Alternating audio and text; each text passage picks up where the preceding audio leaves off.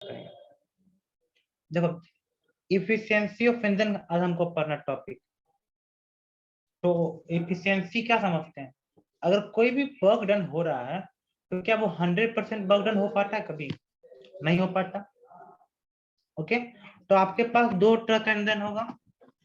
Okay, एक engine होता है खाना को गर्म करने वाला, और एक इंजन होता है खाना को ठंडा रखने वाला। 2 तरह से मशीन काम करता है ना। हमारे पास कोई एक मशीन है,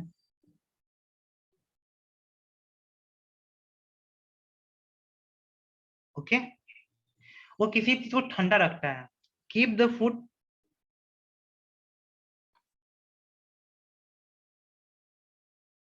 कूल। तो फूड को ठंडा कौन रखता है, आप बताओ तो, कौन सा मशीन है?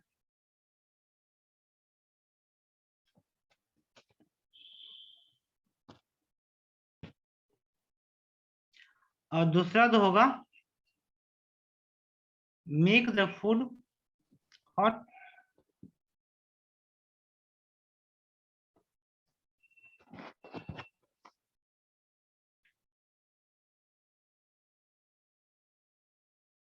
Refrigerator,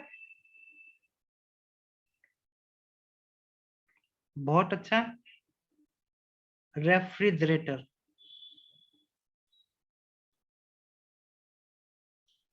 okay. और जो ईंधन को हीट करेगा, वो कुछ टका हमारा, जैसे बेकरी हुआ, बेकरी में जो यूज करते हैं, उसका काम क्या होता है? हीट करना। चाहे जो खाना बनाते हैं गैस पे, उसका काम क्या होता है? हीट करना, माइक्रोवेव। ओके, तो वो सब क्या हुआ? एक तरह का ईंधन हुआ। उसको बोलते हैं, कार्नोट नाम का एक साइंटिस्ट था, तो उसने अपने नाम पे एक ईंधन बनाया जिसको बोलते हैं कार्नोट ईंधन। ओके, अब देखो, हमारे पास 2 चीज का टर्म होता है। एक हमारे पास एक टर्म है जिसको बोलते हैं सोर्स।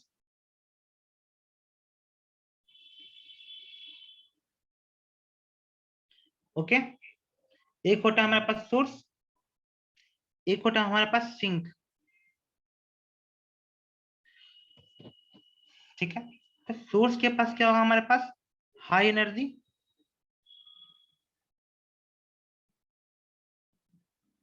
और इसके पास क्या होगा? Low energy. तो जिसके पास एनर्जी हाई होगा, उसके पास क्या होगा? टेम्परेचर भी हाई होगा।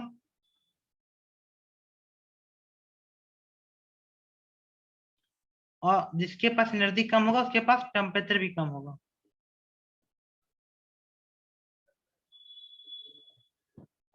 ओके, तो देखो, रेफ्रिजरेटर में क्या होता है? हमको हीट को देना होता है कि उसको हटाना होता है? रेफ्रिजरेटर में हम हीट क्या करते हैं? हटाते हैं कि हीट देते हैं?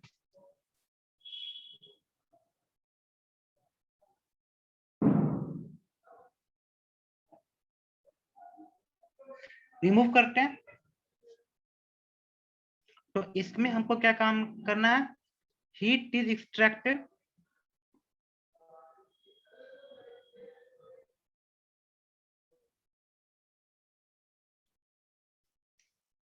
और कैरोट इंजन में क्या होता है? Heat is given,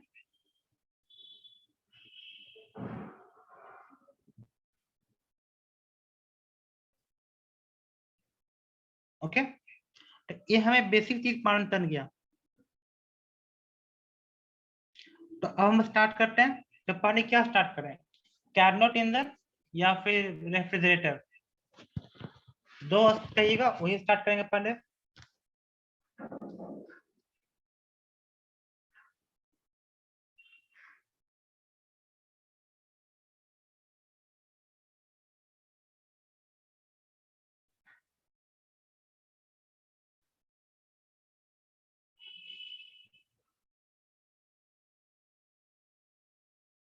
refrigerator,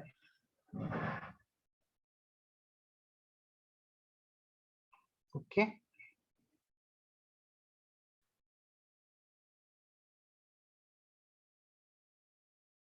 refrigerator start करते हैं।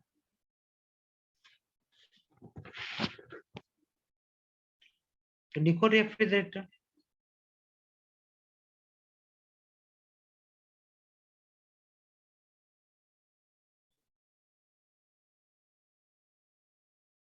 ठीक है, रेफ्रिजरेटर लिखा। अब देखो हमारे पास क्या है, एक सिंक है, एक सोर्स है। तो सोर्स का टेम्परेचर को मानते हैं T1 और सिंक का टेम्परेचर को मानते हैं T2। तो यहां से क्या करेंगे, हीट को एक्सट्रैक्ट करेंगे। ओके,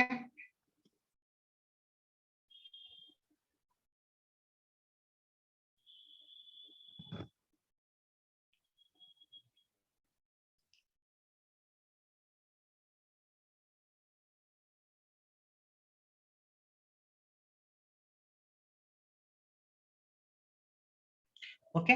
तो हीट को एक्सट्रैक्ट करने में हमें क्या होगा, कुछ ना कुछ वर्क डन करना पड़ेगा। ओके, हीट को एक्सट्रैक्ट करने में कुछ ना कुछ वर्क डन करना पड़ेगा। ओके, और यही तो होगा, यही तो है। तो हीट को तो एक्सट्रैक्ट किए, तो यहाँ पे ये आ गया हमारा। ओके, कोई दिक्कत?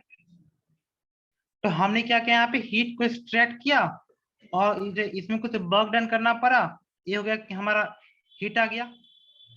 तो ये इसका मान कितना होगा, Q2 प्लस वर्क डन। ये तो Q1 का मान आएगा, कितना होगा, Q2 प्लस वर्क डन। इसमें कोई दिक्कत? तो इसमें तो हम निकालते हैं, उसको बोलते हैं बीटा। ओके,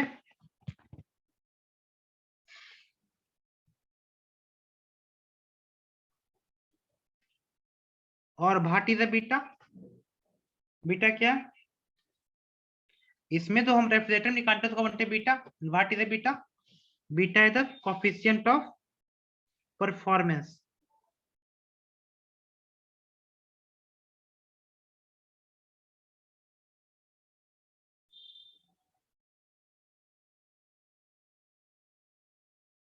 ओके, तो इसका फॉर्मूला क्या होता है, heat extracted by work done. Heat extracted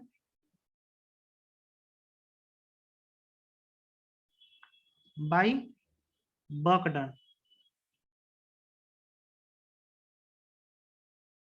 okay, तो हीट एक्सट्रैक्ट कर रहे हैं, उसका मान कितना होगा, NrT2। ओके, हीट एक्सट्रैक्ट किए T2 से, अब वर्क डन जो होगा वो कितना होगा हमारा, Q1 का मान कितना आ गया, Q2 प्लस वर्क डन। अब वर्क डन का मान कितना होगा, Q1 माइनस Q2। तो इसका मान कितना पुट करें, NrT1 माइनस NrT2। तो कोफिशिएंट ऑफ परफॉर्मेंस जो आया हमारा कितना आ गया, T2 divide by T1 minus T2।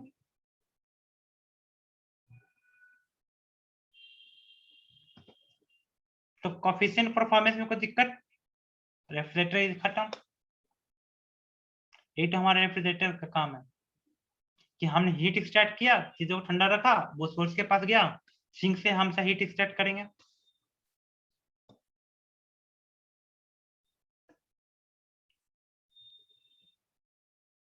इसमें कोई दिक्कत? अब इसी का जो रिवर्स होता है वो होता है कार्नोट टेंशन। ओके, अब हमने रेफ्रिजरेटर पढ़ लिया, अब हम पढ़ेंगे क्या, Carnot tension. What is the Carnot tension? तो Carnot tension is the reverse of refrigerator.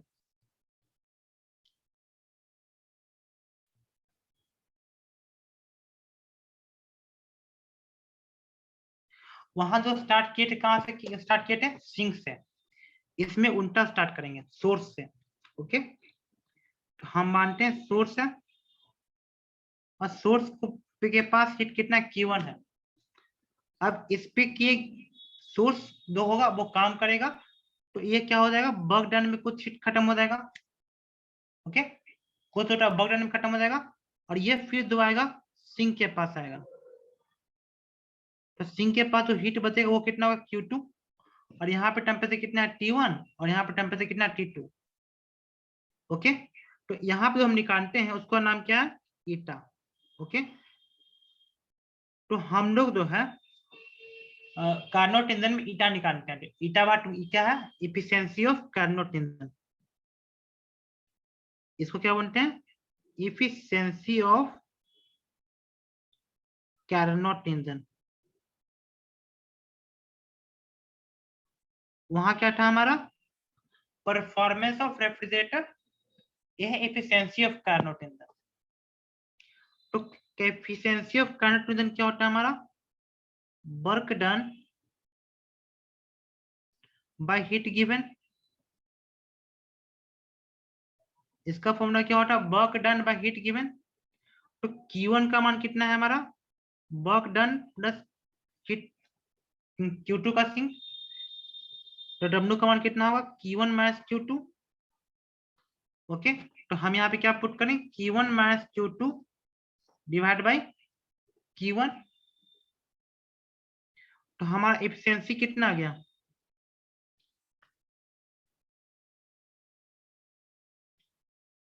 nRT1 minus nRT2 divide by nRT1। Okay, तो हमारा मान कितना आ गया, T1 minus T2 divide by T1। तो हमारा मान कितना आ गया, 1 माइनस T2 बाई T1। ये हो गया हमारा ईटा। और इसको जो है हमको जो याद करना है, किस फॉर्म में याद करना है, कि इफिशियंसी कितना होता है हमारा, 1 minus T sink divide by T source. Okay, और टी सिंक जो होगा जब भी क्या होगा, T sink is always less than the T source. क्योंकि सिंक में तो कोई चीज कमी ना होगा जितना हमारे पास सोर्स में होना चाहिए। यहाँ तक किसी को दिक्कत,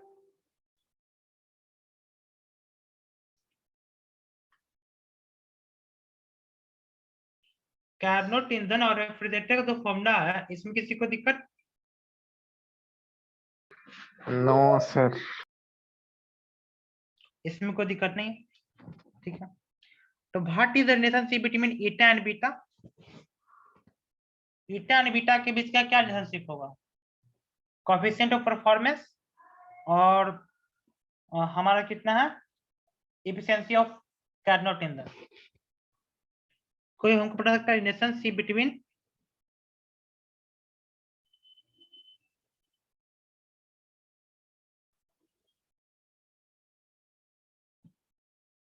ईटा एंड बीटा। हमारे पास फॉर्मूला क्या है, बीटा का मान कितना है हमारा, T2 divide by T1 minus T2। और what is eta, 1 minus T1 by T2। ठीक है,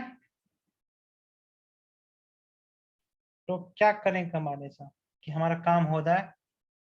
अच्छा, इस T2 को हम नीचे लेके आएंगे तो क्या होगा हमारा, बीटा का मान कितना होगा हमारा, 1 divide bye T1 by T2 minus 1। और ये कितना था, सॉरी ये हमसे गलती का T2 बाई T1 था ना, sorry sorry, 1 minus T2 by T1।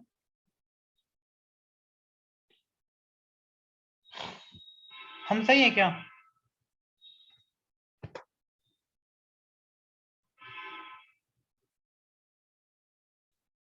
M I right.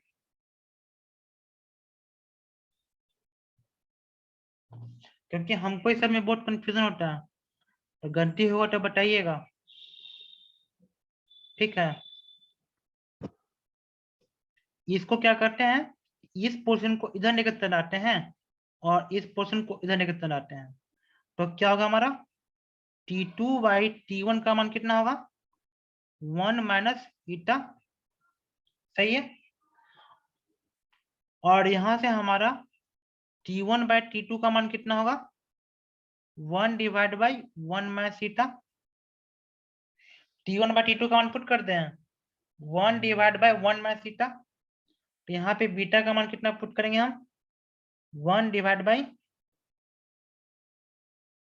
1 divide by 1 minus eta minus 1। सही है।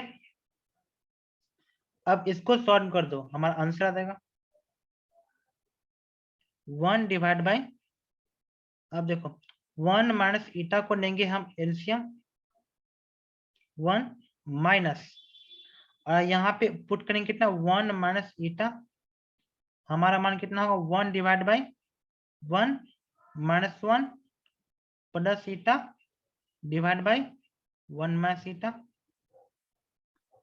बीटा का मान कितना आ गया हमारा 1 minus eta divide by eta. ये हो गया हमारा बीटा का मान। तो there is no confusion between the beta and eta. Okay,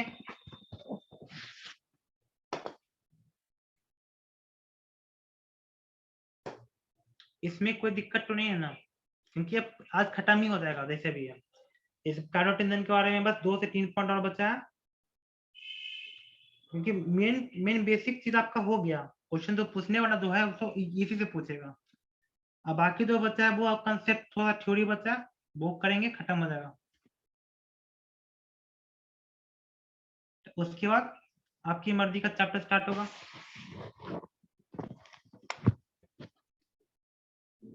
कोई दिक्कत नहीं है।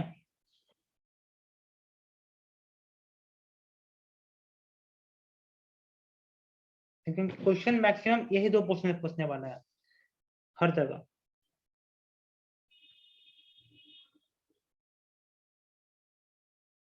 सर बीटा को 2 हमको समझ में नहीं आ रहा आप क्या बोल रहे हैं।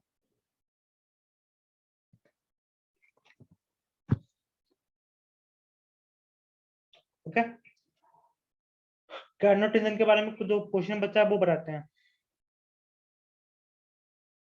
कार्नोट-इंजन वर्क कैसे करता है। ओके, तो कार्नोट-इंजन को वर्क करने का 4 तरीका है, 4 प्रिंसिपल है। There are 4 principle for the working of the Carnot-engine.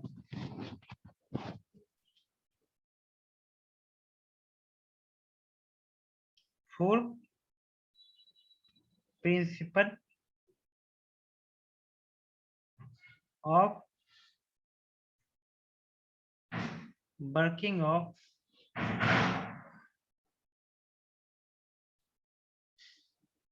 Carnot engine. Okay, सबसे पहला क्या आपका thermal expansion,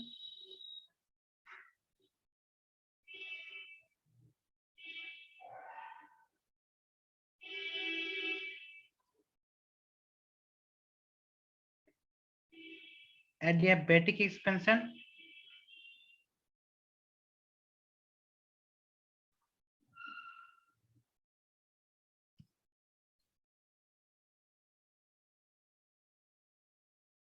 isothermal compression,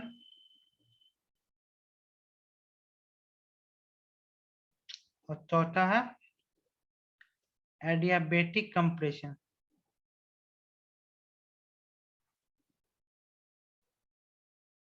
okay, आपके पास 4 प्रोसेस, ये 4 प्रोसेस में कंप्लीट होता है हमारा कार्नोट इंजन।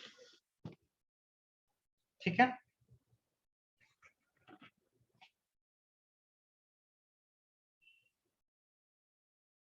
तो हम स्टार्ट करते हैं बताना। ए हुआ पी, ए हुआ वी, पीवी का डायग्राम है हमारे पास। तो सबसे पहले क्या हमारा आइसोथर्मल एक्सपेंशन। ठीक है, ये हुआ पॉइंट ए और ये हुआ पॉइंट बी। तो आइसोथर्मल एक्सपेंशन में क्या होगा हमारा, ए से बी गया।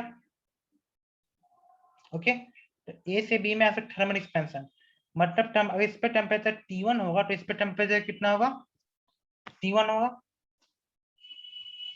क्योंकि हमारा क्या आइसोथर्मल एक्सपेंशन है। ओके, अब हमारा दूसरा स्टेप कौन सा हमारा आइसोथर्मल एडियाबैटिक एक्सपेंशन है। इसमें कितना एडियाबैटिक एक्सपेंशन, अगर यहाँ पे टेम्परेचर T1 है तो यहाँ पे टेम्परेचर कितना होगा हमारा T2 होगा। ओके, अब इसके बाद क्या हमारा आइसोथर्मल कंप्रेशन। अगर यहाँ पे टेम्परेचर T2 होगा तो यहाँ पे टेम्परेचर T2 होगा। फिर उसके बाद क्या हमारा adiabatic compression. Okay,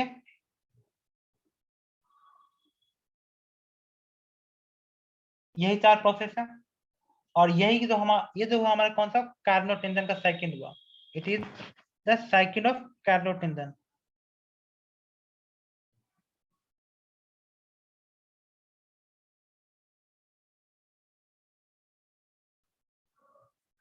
okay, step 1, step 2, step 3 और स्टेप 4। Okay,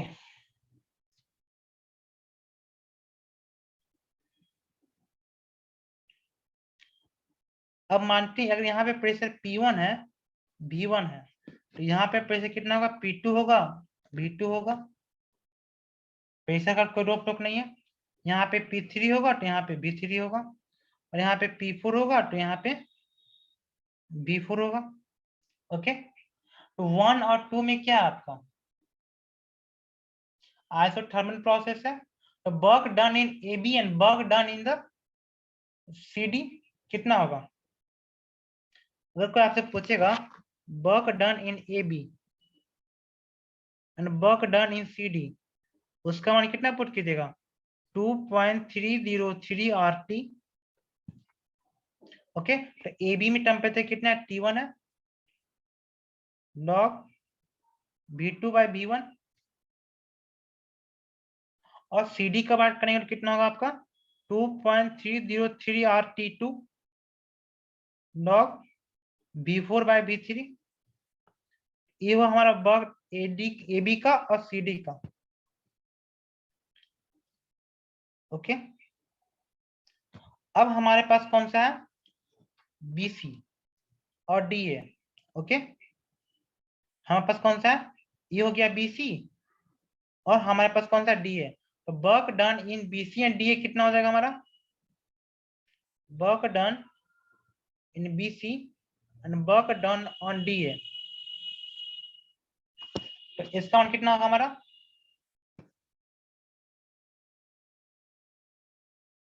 ANR। तो BC में कहां से कहां तक गया T1 से T2 तक। ओके,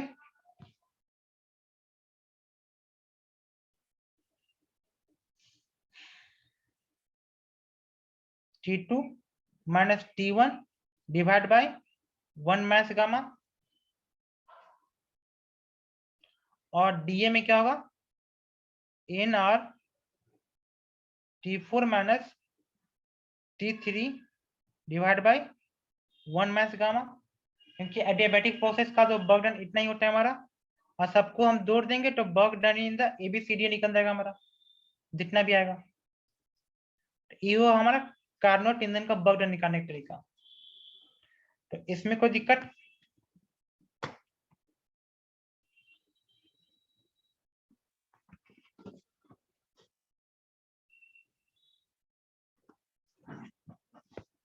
कार्नोट इंजन का जो मैंने वर्क डन निकाला इसमें कोई दिक्कत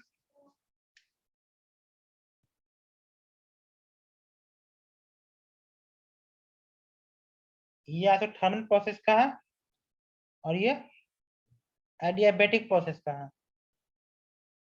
ओके, तो इसी के साथ हमारा जोटा सारा कंसेप्ट जोटा खत्म हो गया इसका थर्मोडायनामिक्स का। अब कुछ क्वेश्चन बचा है, तो कल से क्वेश्चन स्टार्ट करें कि जोटा है नया चैप्टर स्टार्ट करें।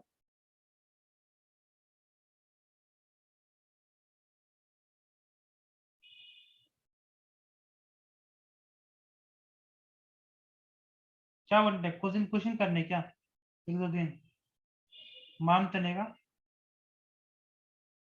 ओके ठीक है, कल से क्वेश्चन स्टार्ट करते हैं। एक 2 से 3 दिन चलेगा, 2 से 3 दिन में बहुत हो जाएगा, 15 या 45 क्वेश्चन। अब 45 क्वेश्चन बहुत होता है किसी भी टॉपिक का। सब कुछ हमको थोड़ी करना है, बाकी तो आपको करना है।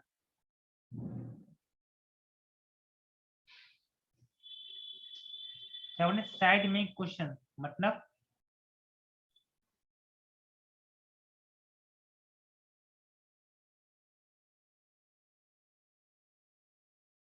टाइम बहुत है अभी। 11 का एग्जाम कब होगा? अभी टाइम ही टाइम है, चैप्टर खत्म करने में देर नहीं लगता। 6 मार्च को है। एक बिहार बोर्ड का।